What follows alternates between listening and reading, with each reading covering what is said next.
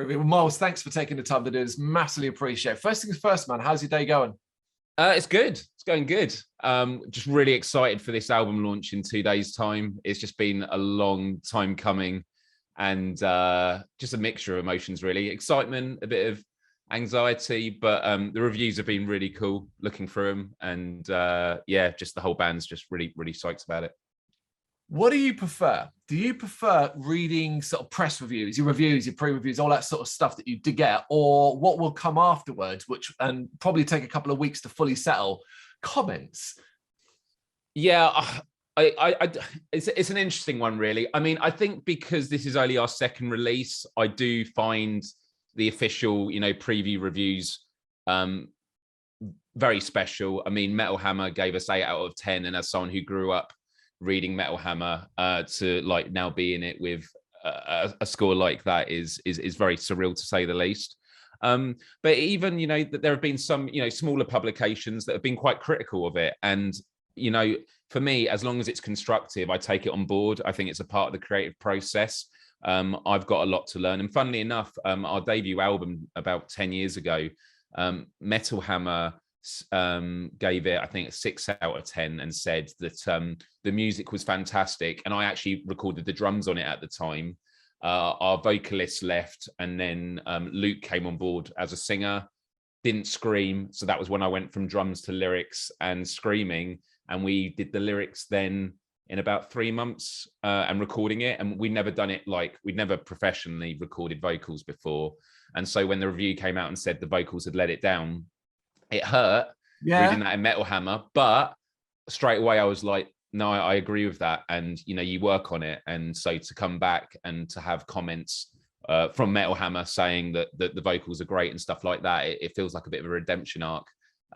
So yeah, I'm not bitter about it at all. When there's criticism and it's constructive, you can take. But the latter part of your question, obviously the fans and the supporters that are really going to let it breathe in a less clinical way. Not to say that reviewers are necessarily more clinical, but they listen to so much music, and I've got friends that review in the game industry, and I'm a huge gamer, and I kind of feel sorry for them, because it's like they get into a game and then they have to go on to the next one. Yep. And so they don't really get to immerse themselves as much as they'd like to. And so I think hearing that from the fans is going to be really exciting as well. I love that you made a comparison to games, because our website covers 3 major areas: games, horror, and heavy metal. And the one we lack the most in is gaming. And this is simply because we're fans. And the idea of having to go boom, boom, boom, boom, throw it to the side to the next one, we just gave up with. But when we'll review when we want to review it, because that's exactly it. And I think that's the best. And horror, gaming, and metal are 3 of my favorite things. So yeah, I was really, really psyched about this. It's a Venn diagram. It's easy to do. Yeah. We got to talk about the last 2 years then, though. Personally, on a personal level, how you been holding up pandemic period? Yeah. So the last 5 years, I've been a freelancer, and I work a lot remotely by myself anyway. And I remember that when the pandemic started, it was kind of like a full start at a 100-meter sprint. I was like, I've got this. And then very quickly, I was like, oh my goodness, I've not got this. And I felt cabin fever really quickly. And yeah, it was very, very difficult. I think when the second lockdown, I was a bit more prepared. And yeah, it's just been very discombobulating. I mean, for the band, we finished recording a week before the virus hit the country. So we were very lucky on timing. And it's just been a lot of gymnastics for everyone, and as you say, on a personal note, it's been chaotic. Yeah. But actually, music and hobbies and that tends to be a really nice glue. But I can't remember how long it was until we actually met in person, but it was absolutely months and months, because obviously we were talking about stuff on Zoom calls. We had music video shoots planned that we just delayed or cancelled, not because we weren't legally allowed to do them. We were legally, but we just felt ethically at a time when people were making so much sacrifice. You can even talk about the optics of it. We just felt it didn't sit well with us to do it. And so it was a reason why, after such a long time and finally having this album recorded, we then had to wait another, I think it's like 2 years now. It's crazy to think that, since the beginning of the pandemic, to get it out. But good things come to those who wait, and we feel we've gone about it the right way. Considering what you said there with the ethics side of things, I just want to come back to that. As you watched bands adapt, and we're talking from the biggest to the smallest, adapt to lockdowns and not being able to do what we normally would, and start introducing, say, live streams, starting off small to eventually quite large, high production events and videos and more social media activity. Did that kind of change your way of thinking? Or did you kind of just say, no, we've gone this far, but we'll just stick with it until hopefully we're out of the gloom? That's a tough one, really, because I think everyone was doing a bit of that. I think that obviously bands that are more established have that momentum anyway. You know, they might have labels and they have commitments. A lot of them had big shows already planned that then got delayed. And so you're constantly in that chicken or egg where it's like, well, we've got to keep announcing stuff because eventually it's going to happen and we don't know when. For us, this album has been a bit of a reboot for us. So I think it did give us the maybe novelty is not the right word, but kind of the privilege of at least saying we can, you know, fire the starting pistol when we're ready.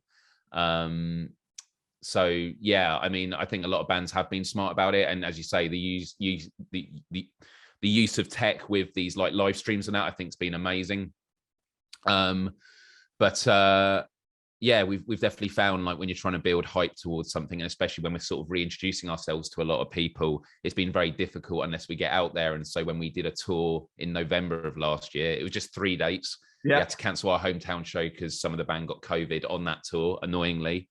But in those 3 dates alone, it was just some of the best time ever, because we were up north and we were at places where they didn't get a lot of bands coming through from our end, and especially at our sort of size. And so that was a really nice thing. And because our album is all about connection, it seems to have been emphasized a lot by the nature of the pandemic. It was all written and recorded before the pandemic, but like, as we were sort of thinking about the framing of how we present and conduct ourselves, it definitely, I think, was a good test of that. It's almost a weird choice of words I'm going to use here, but almost a happy accident that the themes of the album, the connections and stuff like that, there will be a presumption, without reading too much into it, that this was written or worked on during the pandemic period because of that. But of course, you said it wasn't. Do you kind of see it that way? And I know it's a kind of grim thing to say. No, I mean, I was cautious not to use a similar term. Well, funny enough, and we're going back to gaming. So our opening main track, Voices, you know, that would have been written, I think, 3 or 4 years ago now. And Voices is about the fact that throughout human history, voices have been used for good, been used for bad. That's the most simplistic sort of arching theme of it. But within it, there are a lot of Easter eggs that were inspired by a computer game that I was very much in love with at the time, which was Death Stranding by Hideo Kojima. I was playing a lot of that when I was writing the lyrics for the album. And so there's actually a lot of references to a lot of the philosophy behind his game. So there's like a line in Voices, "We must swap these sticks for rope," because Hideo Kojima talks in Death Stranding that a lot of games are all about the stick. It's about beating things away, whereas Death Stranding is about bringing things towards you with the rope. There's a lot of talk in the album about show all hands. Obviously, hands is a big part of connection in Death Stranding. But Hideo Kojima was laughed at the time when he did that game of this. So it's a delivery person who's connecting the United States of America together in this like post-apocalyptic world where everyone is disconnected. That sounds so bizarre. And then what, you know, even a year later, this pandemic hits where everyone's ordering off Amazon. And it was this sense of, well, actually Hideo Kojima did it yet again. So I would say that the coincidence kind of was an interesting indirect reaction in that instance of a game that had definitely sparked some interest when piecing that together. You've also used the word a few times, reintroduction to the band. Why is it you feel that this is this, dare I say, a restart or a re-energize of the band? I think it's just been a really interesting journey the last 10 years. And I mean, I would take 2 years off because of the pandemic. There was a period where I had a head injury at work, which on one hand means I'm an official headbanger, but on the other, it was like we had to sort of put things on hold for a few years. the debut album was written at a time when our bassist Cole was the composer, brilliant composer, and he left after our following demo. And so we had some existential questions about, you know, where do we go from here? Can we do this ourselves? And then our guitarist Hugh took the mantle of composing, and we did 3 tracks, which ended up becoming on this album later down the line. So, you know, it has been quite a rocky journey the last 10 years. I don't feel that we perceived it at the time as rocky. It's just that when we look back, we're kind of like, yeah, it's taken us this long to do another album. But again, because we aren't tied to a label and we've conducted it by ourselves, it meant that we were able to take our time with it and find ourselves. And, you know, some people can do it very quickly, others take their time more. And Unity in Time, although it is about the themes of the album, on reflection, we realize it's a bit of a statement about the band as well, that over time, we have become much more unified as a band. We've become a much closer family. And, you know, every couple of years we feel like we've never been closer, but then a couple of years later, you're like, wow, we've done it even again. And so as we went into this campaign and we sort of started talking about the music, not just as the music, you know, that we love to play and, you know, create cool artwork and merch for, and, you know, we talked about sort of the meaning behind it. And as a lyricist, as much as I love it that, you know, people read the lyrics and get their meanings from it, ultimately we write music to enjoy playing, for people to enjoy listening to. That is the priority. However, we also take pride in the fact that for those that want to look a bit deeper, there is something there. And sort of with my background, with a lot of interest in activism around digital citizenship, and whether it's about climate change or civil rights, anything, you know, I do like to use that as a platform for it. And so when we talked as a band for this album, we were like, we just never felt more bold about, no, this is what we stand for. We are about connection. And Luke had actually written the lyrics for one of the songs on this album, which was Pain Unknown. And that's about connection. It was about a relative close that he lost. And so it was like another part of the facet. It's like we're all on the same page here. And so, yeah, we just felt that this coming together meant that, you know, we'd really finessed the direction we're going in. And so we were like, we're going all in on this, you know, it's now or never. I love that in that you brought up Pain Unknown, because I have a specific question about that a little further along. Yeah. Just because Awesome. I want to talk about a couple of other tracks. But before then, I mean, listen to everything you say. Seems like the band, Schemata Theory, you are stronger than ever now, having ridden the wave of the last decade, including the 2 years of, well, pandemic and COVID, and you've come out the other side stronger than ever. Yeah, no, we feel it. And the timeliness again of the messaging and how it's connected with the fans so far. And as we're seeing in the last couple of months, people stumbling across us, because, you know, look, you know, we're not gonna hide away from the reality, which is we're not a well-known band, but we find that that's actually quite an exciting prospect, which is there's so many people that can still discover us. And I find that if we've managed to, I'm going to use the term again, finessed our sense of self as a band at a time when we haven't had huge exposure, that puts us just in a great position to be a pleasant surprise to people. Like, wow, how have I not heard of these guys before? But I would say, like, over the years, whenever we've played live shows and that, we've always heard from either people in the industry or people that come to shows, a sense of surprise of like, haven't heard of you before, and yet you conduct yourself so professionally. And that's how we've always been. And, you know, that might be due to failings of us and the way that we've promoted ourselves before. You know, there's no doubt going to be some of that, but we also think it is because of, again, all these things that we've gone through over the years, and now that we're at this coming together point, we're able to fire from all cylinders. I love it, because I'm going to be bluntly honest with you. I was one of the people you're talking about, in the sense that I wasn't aware of who you are, and of course have experienced this new album, and as a reviewer, but also as just a fan of music, rock, metal, and all in general. The term connection, and understanding that really, really resonated with me. But there's some other stuff that really came through to me. One thing in specific, notably, and it was a feeling that at times you're trying to describe us almost as a small speck of dust in the universe, and that what we have, we should be protecting, of course. And obviously a track like Our Only Home is quite notable lyrically and thematically what you're doing there. Now, this stance, of course, that you want to take, this activist stance, do you feel confident in it, particularly when you're discussing and using a platform for what is a polarizing topic, even though it shouldn't be? Sure, yeah. Yeah. So, you know, to sort of, you know, show a bit behind the scenes when we were discussing as a band this album, some of the concerns that I think a lot of people relate to when it comes to exactly what you're talking about is the sense of, if you make a stand on something, you're going to be polarizing and maybe upset or, you know, cause a resistance or a vehement dislike from some people.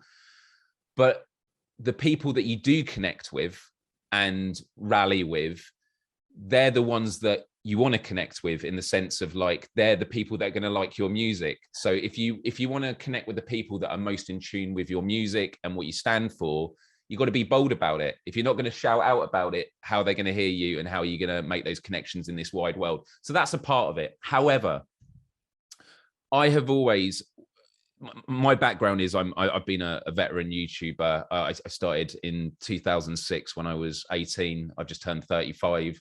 So I've done it for a long time, not so much anymore.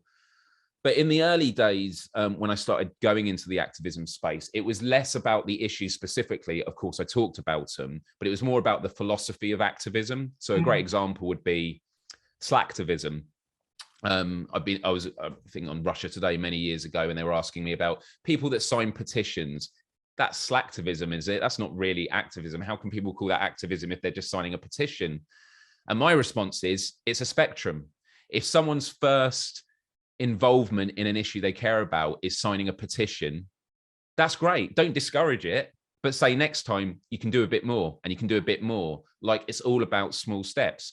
Another example in the philosophy of activism is we are all fighting our own battles. If I don't share a petition or a tweet on a certain issue, you might get some people going, well, you don't care about this. You know, you were talking about these issues, but not as much as this issue.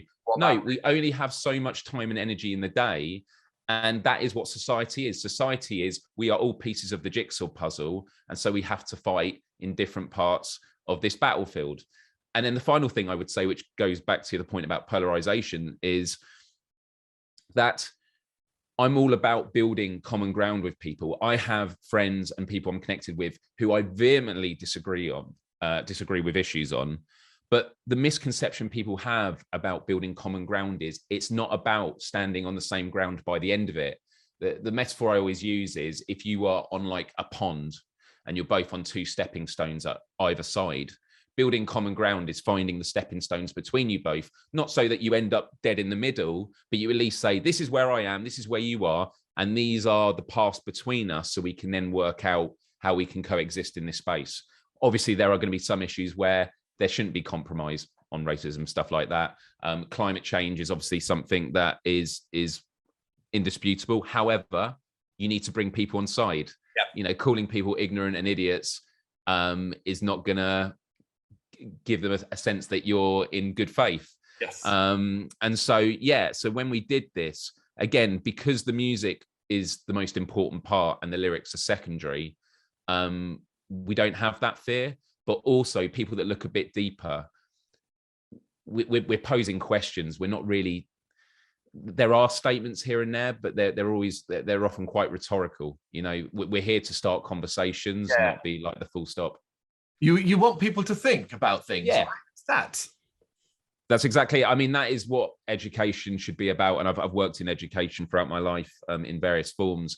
And most teachers in most schools would tell you this, that, you know, the idea of education shouldn't be about teaching kids or people what to think, but how to think. It's to, you know, create these critical faculties so that when they are given new information, they know how to deal with it. And that is an issue that we talk about on the album, because we are bombarded with mass information.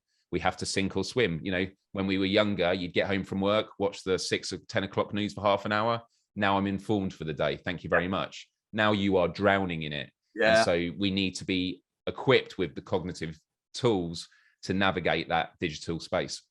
Has it always been this easy for you to express yourself, or is it something that you've developed over the years? And in regards to your bandmates, about opening up and expressing themselves, whether it be opinions, thoughts on difficult subjects? So for me personally, I've always been outspoken. I think that I'm always just learning better ways of explaining myself, and also better ways of thinking about my own ideas. I look back at YouTube videos I might have done 5-10 years ago, and some of them I don't agree with now. I think are very immature, but I do like to keep them up there because it's a stepping stone of like how far I've come. Yeah. I mean, my first ever YouTube video is still on there from 15 years ago, and I'm like really tight-mouthed, like covering my face, long hair over my eyes, really shy, poor lighting, everything, when videos were square, not a widescreen. Yeah. But I keep that up because it shows progress. And actually, one of my favorite comments on that video was done by a supporter of mine many years later, and some people think they were serious, and it says something like, "You're rubbish, I'd give this up, it's never going to go anywhere." And he was trying to make the point that I'm about to explain, which I loved, which was, if back then, when I had a few comments on that video, if I had that comment and I'd listened to it, the journey I would have gone on wouldn't have happened. And it's given me such life-changing experiences learning about the digital space. And so, it was a teachable lesson of, not being discouraged. In terms of the band as a whole, we are all incredibly open. And, everyone has issues that they might care less or more about.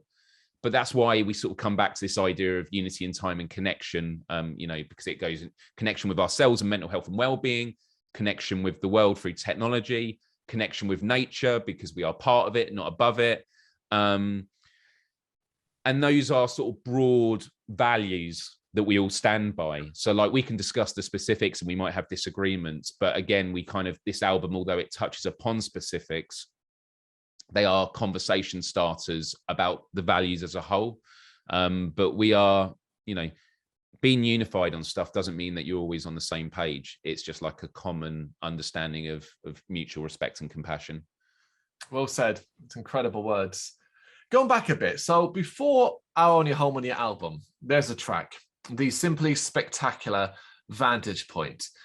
It's an odd one for me to pull out purely because it's not a conventional track. And I'm really looking forward to hearing what you say, because funny enough, in the reviews, it's a divisive track. Some of the reviews loved it. Some of them really didn't like it. And for me, that's actually a good thing, because that's already a discussion point. So I'm really curious to hear what you're going to say. Well, for me, it was unlike anything else I'd heard on the album up to that point. Recordings, of course, it basically left me open-mouthed. I could literally describe to you, tell you exactly the point and time it was. It was 3 a.m. in the morning. I was at work on night shifts, and I was listening through the album in the background and hit Vantage Point, and I stopped what I was doing, and I was like, right, pay attention now. And I basically listened to that track probably 10 times in a row before I moved on to the rest of the album. I absolutely blew me away.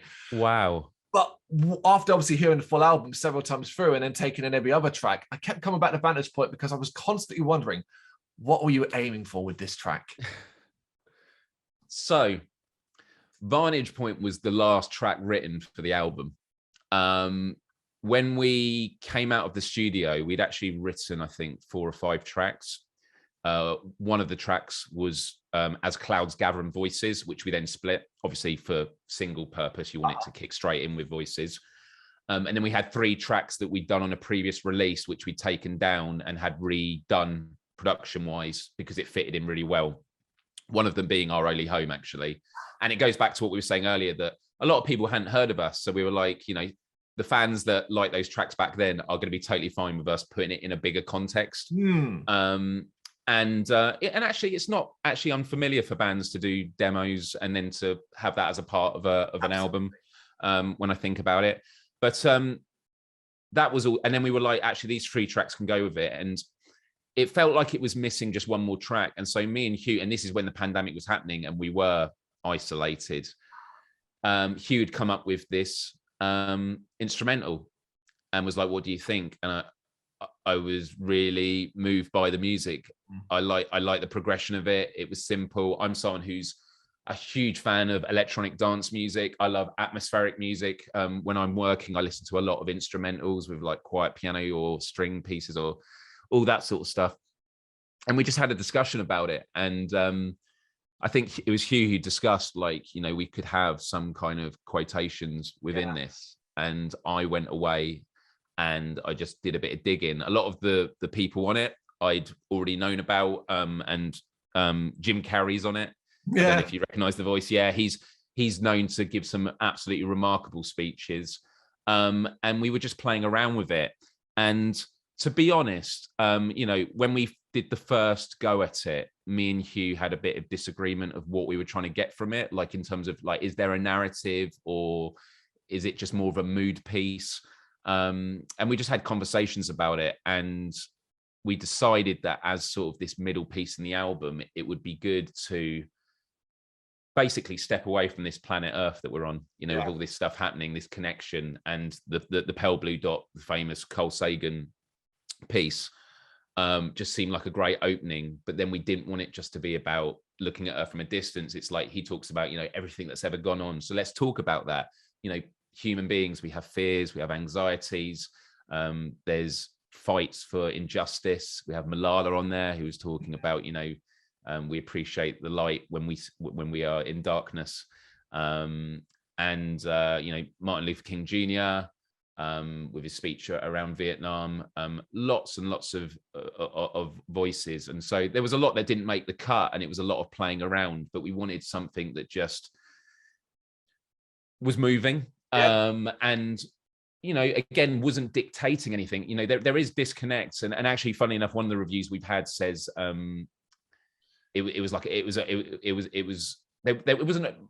a criticism, I don't think, but they were just saying it's like you're creating a false narrative from pieces out of context, which I actually agree with. Like technically it's the narrative isn't what those individual people were playing into, but that doesn't take away the meaning that you've got different people who are significant in moments in time, all these like pressure points in society. And so when you take a step back from the planet and you see all these conversations going on, it's like, wow, there's a lot of reasons to be hopeful. And that's what it is to have a vantage point. So I both agree with what they say, but that is the point. I mean, I love it. You know, one of the things that works mostly for me as well is your choice of positioning, because it seems like that could have potentially gone at the very end as an outro, but it's choice of positioning halfway through the album. It's a stop moment for me. It was a stop moment for me. But again, I find that really interesting because once the album was done and we had the ordering in place, my only concern about the album, and I'm glad that we went with it because of words like yours. I was worried that we put it in maybe like one track too early. I mean, Our Only Home should have always followed it, but I was like, did it kill the momentum a bit too soon? But actually, I think it's always hard when you're the creator of, because you've gone through it so many times and you're just seeing it as like all these individual components. It's really hard to take a step back and have a vantage point of like your artwork and to get a sense of how it feels. So yeah, that means a lot. No, absolutely. But I really want to make sure as well, it's clear that Vantage Point is a special track in itself, but there are obviously throughout the album a ton of special tracks. And I now want to touch upon the other one that kind of jumped out at me at the time. And you have already mentioned it. It is Pain Unknown. Lyrically, this was a very effective listen. So what can you tell us about the lyrical content and what, again, was the aim with this track?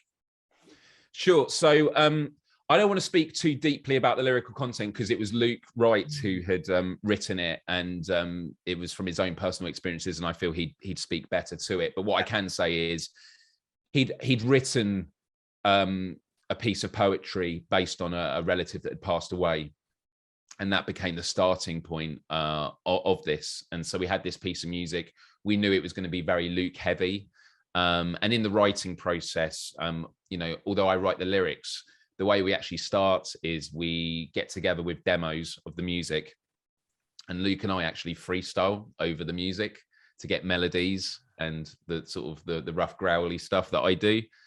And then once we've got rough stuff like tracked, I then sort of have a sense of the syllable structure. Yeah, and it's not concrete. It's like I'll go away and like so when I'm writing the lyrics, it's in the context of like not just how does the music feel, but how does it vocally feel. And then of course then when we start recording that, we might make additional changes, but that's the writing process. With this, it was clearly going to be a dominant Luke track, and so we felt it was a really good opportunity to let him take the lead with it. And it was a beautiful piece of writing. I think him doing spoken word was new. It was a new thing for him.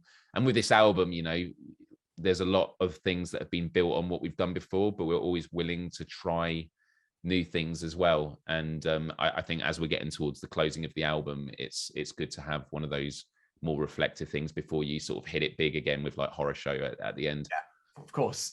It's good to know that as well, because I imagine a lot of people like myself will, when they first hear Pain Unknown, probably go out of the way to try and go, well, that's a piece of poetry. Where the hell is it? What's it following? And as if there's some sort of familiarity, and try and find it on the internet as if it's a piece that is widely available. But clearly it's not. It's not, but there's no reason why we can't. And I would say to anyone, you know, tuning in that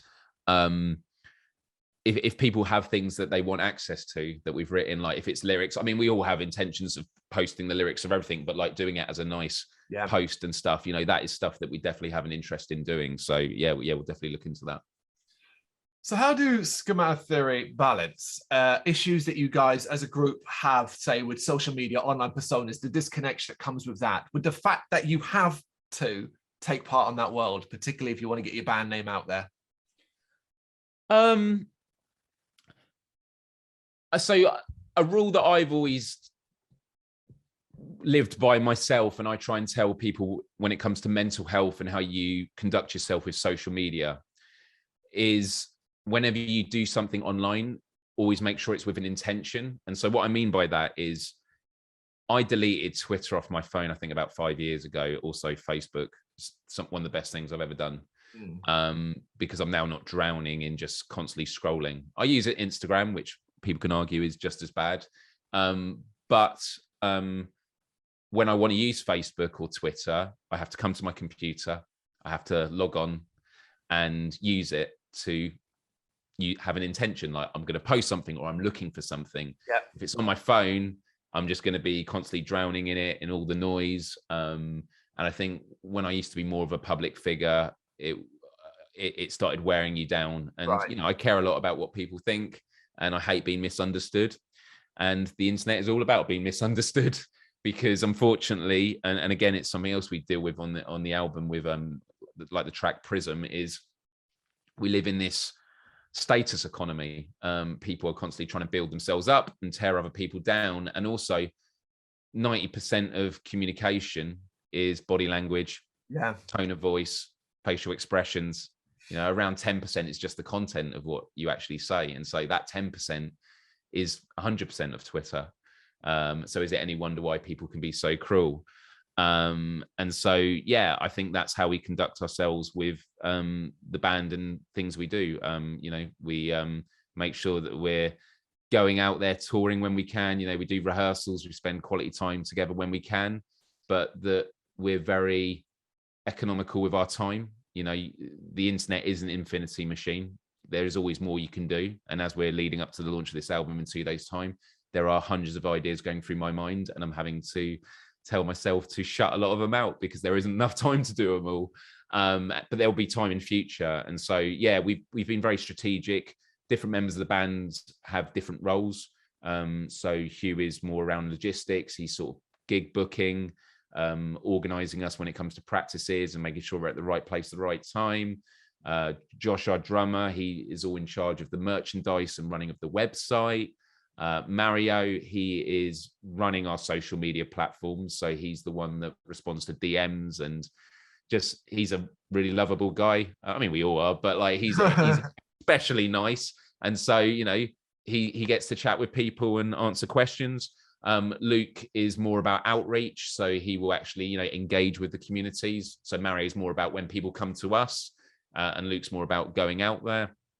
And then because of my background as a content strategist for 15 years, I'm the one that is sort of involved when it comes to music videos in terms of talking about the treatments. I edit the promos, whether it's photos or videos, and I come up with the overall content strategy as well. But at the end of the day, no one has a monopoly on good ideas. And so although we have these roles, we're all open and we're constantly having conversations because we're going to need each other's help at different times. Like especially today, Our Only Home, the music video, we just did a shadow drop of it, but it's not just, you know, posting the promos on all the platforms in all the formats, whether it's TikTok or it's on Facebook. It's also changing the banners on all your accounts, you know, and some stuff you can schedule, but a lot of it has to be done manually as well. And so you need people all hands on deck because sometimes, and it hasn't happened today, but I'm just saying, sometimes things go wrong. And when things go wrong, you need to be on it. Yes, you need to be there. It can't be something you're just doing on a tube journey, scrolling through your phone. Oh, yeah. Losing the connection, just as something's gone wrong is horrible feeling. Yeah, it's crazy as well, because of course that's one thing. And then in 2 days' time, the big thing happens. And then it follows that, really.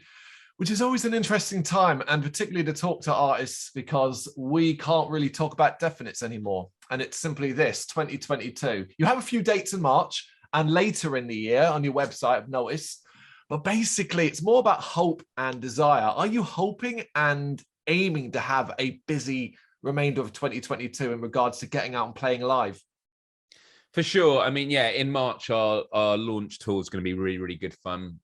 It's going to be great to get out there. We're playing a few shows that we played in November last year. So we're really excited about that because we didn't get to play a hometown show in Reading. We're playing in Bracknell, which we're really, really excited about. But in terms of the year, I think, you know, we are definitely hopeful, but I think it's just been such a big build up to this album. It's kind of like it's tunnel vision at the moment. I mean, we are looking beyond it. But at the moment, it's like a part of it is kind of, depends what happens. It depends how it's received. I mean, the reviews have been really interesting. You know, the exposure we're getting a lot of people checking us out for the first time the last couple of weeks. I think once the album's fully out, it gives people a chance to sort of live and breathe our music as well. Because even though singles are great, and, you know, I love listening to singles and having them on replay, it's not the same as having an album and having a mix. And I think because, you know, a lot of bands will probably say the same, but I feel that our album is very diverse because we're influenced by a lot of different styles. And so there are quite a lot of different types of tracks. I mean, New Vision, for example, might be not the best description of it, but I always feel that the music has a bit of a pop punky vibe to it. It's really upbeat. And even though it's got quite dark lyrics, and, you know, I kind of like that mix of it. And so I'm going back to one of your first questions about, you know, is it the reviews or the conversations that follow? I do think once it's out, I'm going to be so hyped about all the conversations because just because I come with an intention to what the songs are about, it's equally as relevant as what people's takes are on it. Like you mentioning your response to Vantage Point and Pain Unknown is amazing. Like that's what connection is about. It's not just about the person that reaches out, it's about the receiver and what they return. Because I always find that, you know, the best kind of inspiration is bi-directional. If you say to someone whose music you love, I like what you do, that actually goes both ways. Or if you say to someone, you inspire me, that then inspires them because they're like, okay, I've done a good thing, I'm going to do more of it. And something I've learned actually during the pandemic through a friend of my father, he came up with this term called vitamin G, which is vitamin gratitude. And every day he tries to practice it. And I try and do it every day if I can. And so I will message someone in DM on Instagram or in conversation in person. Might be a small business owner, might be a friend, a family member, someone I've just checked out a post, and I'll tell them I love what they're doing or thank you for X, Y, and Z. There's far too often in life, we don't say things because we're like, they know. But they often don't know. You know, we can't say thank you for absolutely everything that comes our way, but just making those efforts can really lift people up. And it doesn't have to be when they're in a bad place. If they're in a good place, it amplifies that. And that can only be more beneficial for them and society as a whole. I think on that note, with those wonderful words, Myles, we'll leave it there. Thank you so much for taking the time to do this. I really appreciate it. It's been fantastic. No worries, man. And I really appreciate the kind words. Like, it's just been really interesting hearing people's thoughts about it. And yeah, just really buzzing for it. Thank you very much for watching. You can check us out on gbhbl.com as well as on Facebook, Instagram, Twitter and Tumblr. Go to Patreon and help us out over there. That's patreon.com/gbhbl, as well as Big Cartel, where you can find some of our merchandise. We have a podcast running on SoundCloud and Apple Podcasts. And of course, if you like this video, do us a favour, hit the subscribe button and help the channel grow. Games, horror and heavy metal. What else is life for?